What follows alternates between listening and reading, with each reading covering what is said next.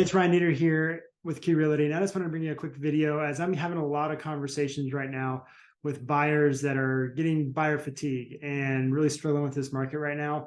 I'm sure you're hearing stories about how competitive it still is here in Columbus. And just want to bring you up to speed on what's going on, where we are in the market a little bit, and give you some perspective.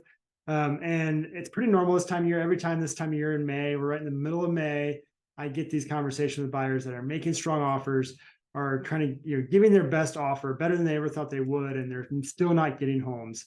They're losing out with multiple offers situations. And it's pretty normal this time of year. The last 5 years, I've seen this year over year. In May, we really see the peak of the market is happening right now. So the competitiveness is at its all-time high throughout the year, and we're seeing that. So I wanted to show you something real quick, just to give you perspective, because I like to show more than just tell you stuff. So let me share my screen and show you this chart. If you follow along in my other videos, you may have seen this. This may look familiar, but I want to show you just real quick this chart and kind of show you where we are in the market. So as you can see here, this is the last 10 years of the market in Columbus on the average or the median price sale of homes. And let's just take last year, for example. Last year was a good extreme example, but see that there's a pattern going on here. If you look, it's up, down, up, down, up, down, but it's up and to the right for the last 10 years, of course. But what we see here, this line, the gray line, represents January. And, so if we go right in the middle, this is June. And what we see is the peak of the median price happens in May.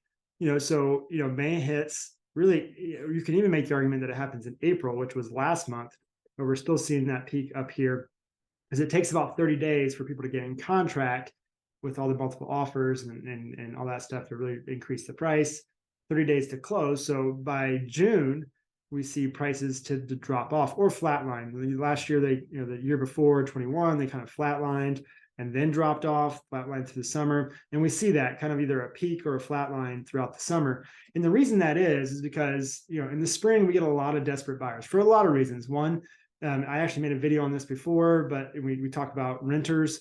Most renters leases are up in the spring, buyers that need to move for school and all that stuff. And then also you've had a lot of time to think about and plan on making a move. And so, spring tends to be the busiest time and to have the most pool of buyers, leading to the most competition. But what happens in the summer is sellers catch on to that. Sellers see what other people have sold their house for in the spring, and they think, well, they sold their house for that. My house is worth 50 grand more. I'm going to price my house at 50 grand more, not realizing, not understanding that they actually priced their house fairly low and the bidding wars took it up to that price. And so not only are they starting out at a much higher price, they're not letting buyers take it there. They're taking it there themselves. And so what buyers do is say, well, it's already at that price. It's probably going to go for 50,000 more.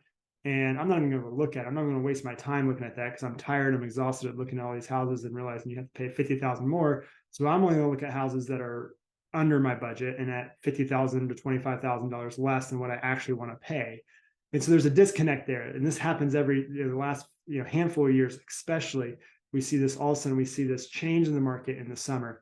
So I say all this, that if you're a buyer looking to make a purchase and you're fatigued and you're worn out, I get it. I work with a lot of buyers like that, and I feel for you. But hang in there, try to make your best. This next few weeks are going to be a really big deal. We'll kind of see the shift. And hopefully we can get you into a home here soon and not be so competitive and or start looking for homes to sit in the market a little longer. I'm starting to see the high end and even the low end houses that need a lot of work and aren't what everybody wants when it comes to finishes, things like that, sit on the market a little longer. I'm starting to see signs of that. So we're starting to see the signs of the summer market coming and a little bit more negotiation, a little less dropping of terms, less dropping of, inspections, things like that, less dropping of, not having to make everything as is, and less appraisal gaps. So we start to see that throughout the summer. So that said, if we see a house that's like the perfect house that everybody wants, that's finished perfect, all that fun stuff, those are still going to fly off the shelf, no matter what the time of year.